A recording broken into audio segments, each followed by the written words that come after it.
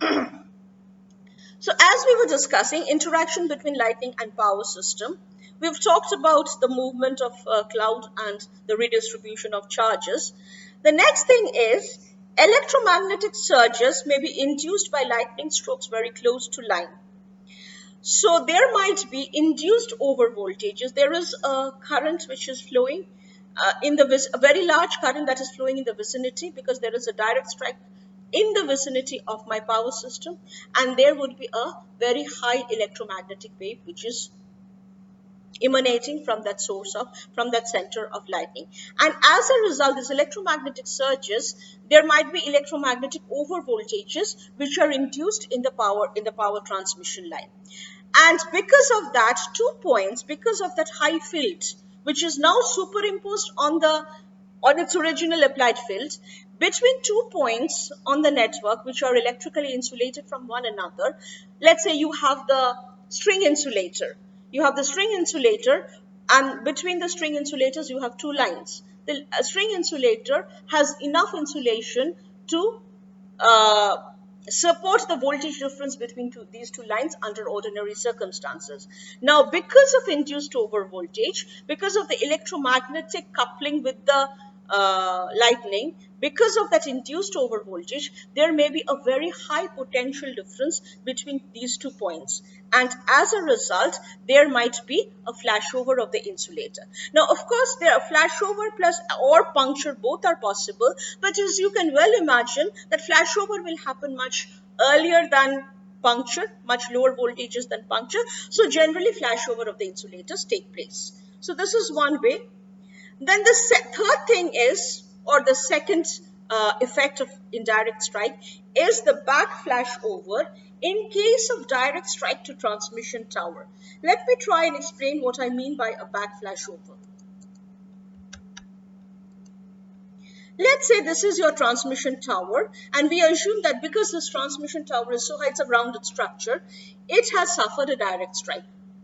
Now, ordinarily, what you would have is, you would have a potential difference between the 2 line insulators. Now, because of this direct strike of lightning to the transmission tower, there will be a voltage surge on the tower structure.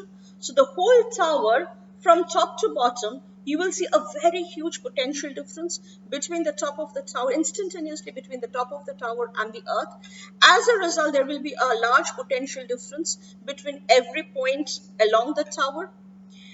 And if you consider the line insulators, ordinarily you have a small potential difference across the line insulator. Now,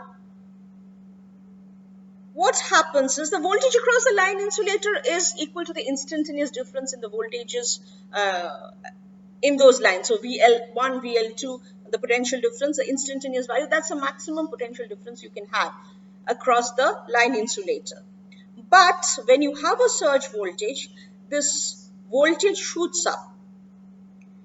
So you will have a surge voltage causing the voltage at the top of the tower to shoot up like this. And then you will have another surge voltage with the same waveform but lower amplitude induced on the phase conductors. So you have this voltage V1 on the tower structure, and you have this voltage V2 across the phase conductors. V2 follows V1 but has a much lower amplitude. Now, ordinarily, let us imagine this dashed line gives me the breakdown characteristics of the string insulator. We've still not discussed what the breakdown characteristic of a string insulator is. Let us imagine it shows me what is the field needed for the string insulator to break down. Now, if the string insulator has a voltage V2, which at any point is higher than the string insulator breakdown strength, which is given by the dashed line, breakdown will happen. So when the insulation strength is exceeded, an electric arc struts from the tower structure towards the phase conductor. And as a result, all the charge which has been dumped due to direct strike from the clouds to the tower structure, ordinarily I would expect these to go to earth, to dissipate to earth over time. But if before that happens, whatever charge is remaining, if this phase conductor sees a very high potential difference and there is a breakdown of the air between the tip of the tower and the phase conductor, there will be a discharge between these 2 points and the charge will be transferred from the tower tip to the phase conductors. And the result will be that originally you had this V2, which was the phase voltage. It is high, it is an over voltage, but this over voltage is considerably low and may not be dangerous. But with this flashover between the transmission tower top and the phase conductor, very suddenly the potential V2 rises to V1. So it's probably you were having something where this V2 was being followed, and at the instant of discharge from V2 to V1 is reached. Voltage suddenly increases from V2 to V1, and therefore you have a very high over voltage across the string insulator. So this is called back flashover, and in this manner the back flashover can cause a surge voltage on the tower structure. So instead of the charge being dissipated to ground, the charge results in elevating the voltages along the tower structure, and as a result you can see very high voltages at different points in the, you can see very high over voltages along the lines, along the phases, or along anything that is connected to the tower structure, transmission tower. So this is how back flashover in case of direct strike to transmission tower can be damaging to the power system. The other option is when you have build-up of voltage due to successive reflections at points of impedance mismatch. So along the tower structure, there are various points where there is a reflection mismatch at every junction, where one conductor meets another conductor, where one conductor meets a transmission tower, where the transmission tower meets the ground. There are several points of impedance mismatch. Now we know that if you consider the wave transmission of energy, power, as the voltage wave or the current wave travels, and when it encounters an impedance mismatch, there is the possibility of some part of the wave being reflected back and some part of the wave being transmitted onwards. So some part will go forward and some part will be reflected back. Now let's say you have an overvoltage, but this overvoltage is something that you can handle, the power systems can handle. But when this overvoltage wave is traveling along the transmission line and along the transmission tower, what might happen is it can encounter an impedance mismatch, and as a result transmission doesn't happen. A large part of it is reflected back. When a large part of it is reflected back, this might continue to happen. So in one section of your transmission network, there might be successive reflections, and these reflections may be positively adding up, and they can, due to successive reflections at points of mismatch, this over voltage can further build up and lead to dangerous over voltage levels. So these are the principal ways in which lightning interacts with the power system. One is the redistribution of charges on the transmission line because of cloud movement. There can be direct strikes which can cause instantaneous damage, but that is rare.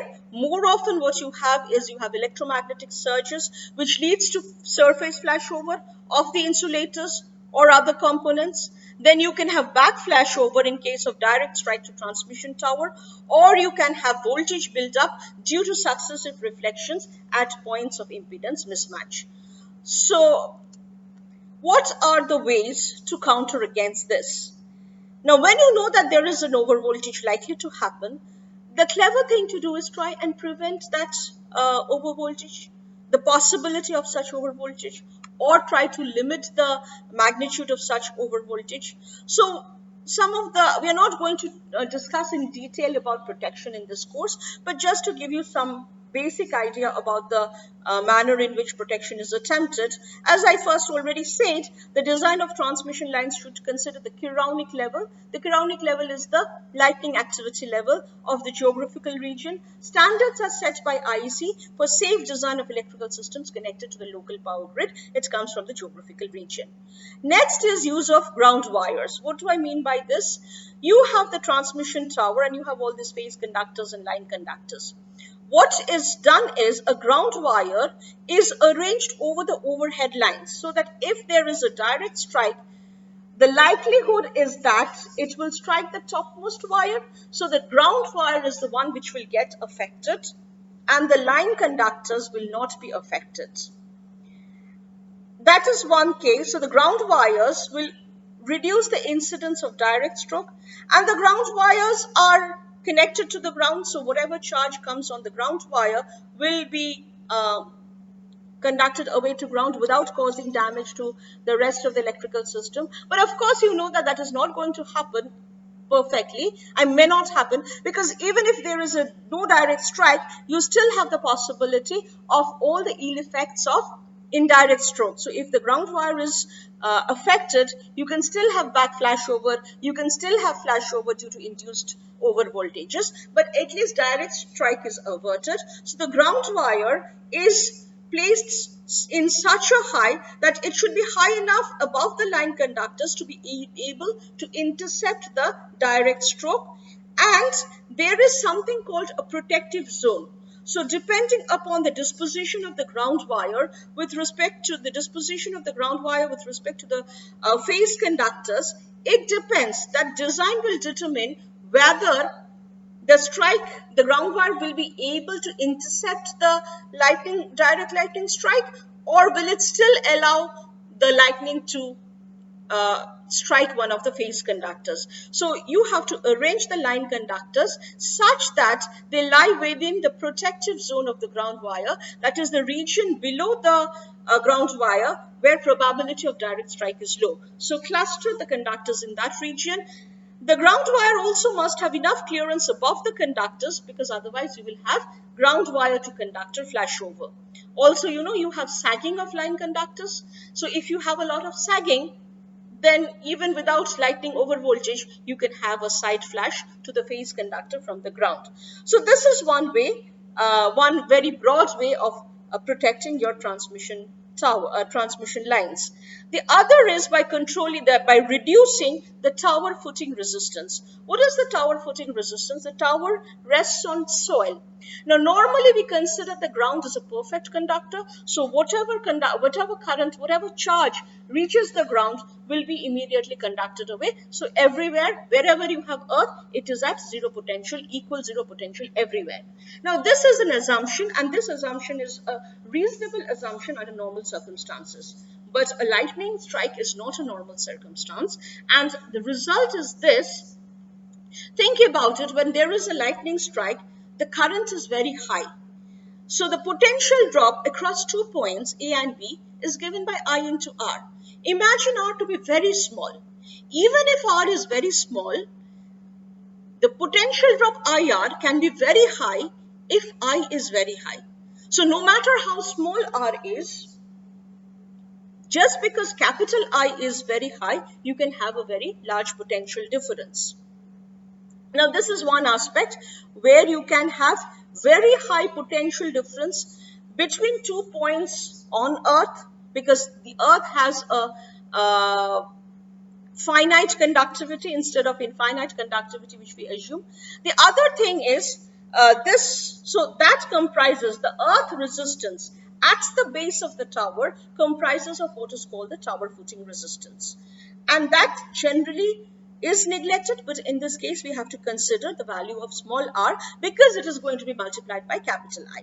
Now over that you have the transmission tower, and what will happen is along the transmission lines, along the transmission tower, there will be a voltage wave if there is a direct strike or if there is an indirect strike because of a direct strike in the vicinity, there will be voltage waves which are traveling along the transmission tower. And voltage and current waves which will travel along the ground wire will first get reflected at the tower, because that's the first impedance mismatch it encounters. It comes along the ground wire, it reaches the transmission tower, and from here it is reflected back.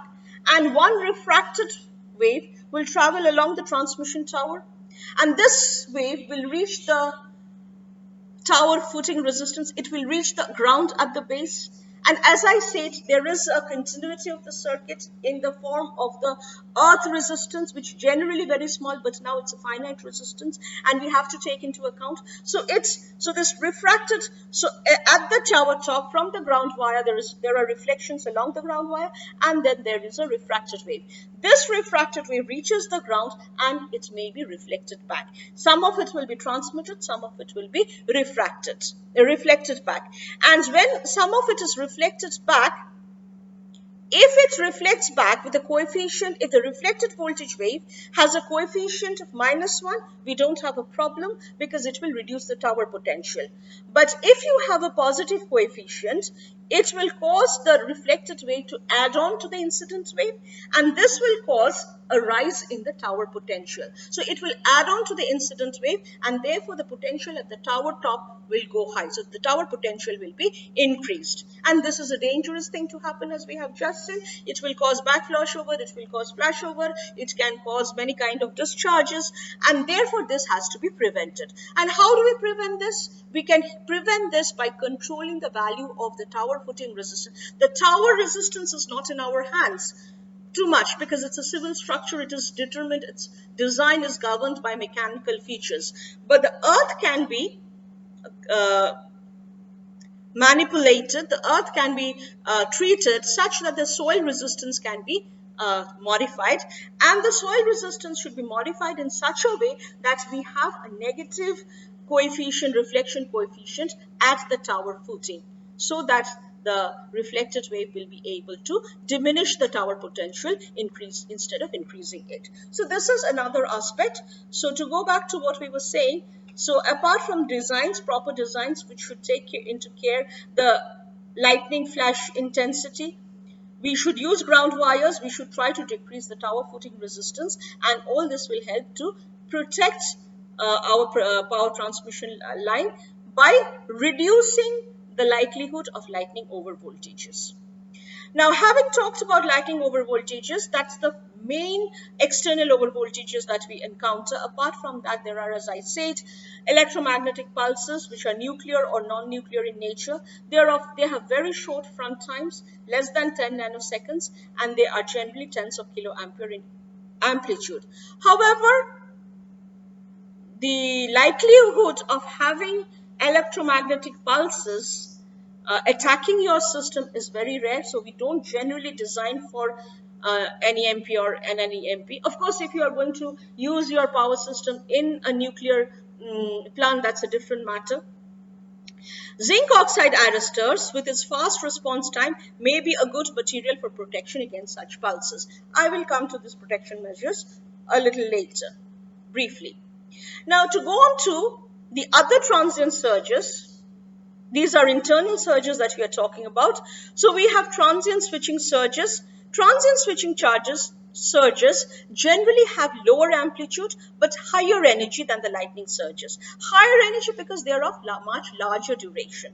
If lightning surges are in the range of microseconds, then switching surges would be in the range of hundreds of microseconds. So even though the amplitude is much lower, so the over voltage level is lower, but they have much more energy content. Major causes of transient switching surges we have already discussed, maybe due to initiation and clearing of system fault. Let's say when you're opening the circuit breaker, switching off capacitive currents, when you switch on capacitor banks, ferroresonance, connection of transmission line cables, all that can lead to switching surges. The magnitude of the surge will depend upon the circuit parameters like line parameters, circuit breaker performance, source network, etc. So the most important thing about the switching surges is their levels are dependent, their waveforms as well as their magnitude levels are dependent upon the network, which is completely different from the external lower voltages like lightning. And the protection measures that we employ for transient switching surges are switching resistors, controlled synchronized closing of circuit breakers, shunt reactors, drainage of trapped charges before reclosing, surge protection capacitors, surge arresters. I'm just going to mention them, I'm not going to discuss them. Apart from this, you have temporary overvoltages.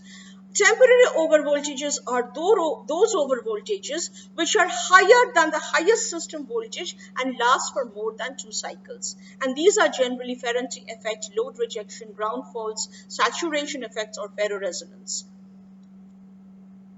Generally, if you have very long lines, then the possibility of temporary overvoltages goes up.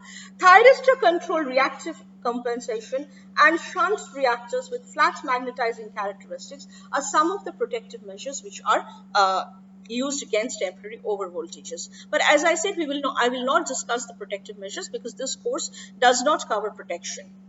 And then you have, of course, steady state overvoltages, where you have overvoltages with the same frequency as the system frequency, and they will be there for quite some time. They don't just come and go.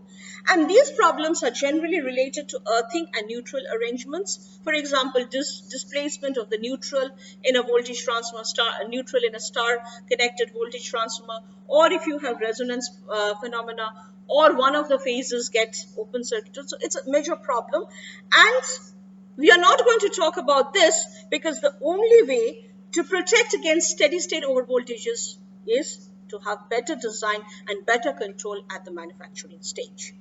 So we don't normally design our insulation keeping in mind system overvoltages, steady state overvoltages.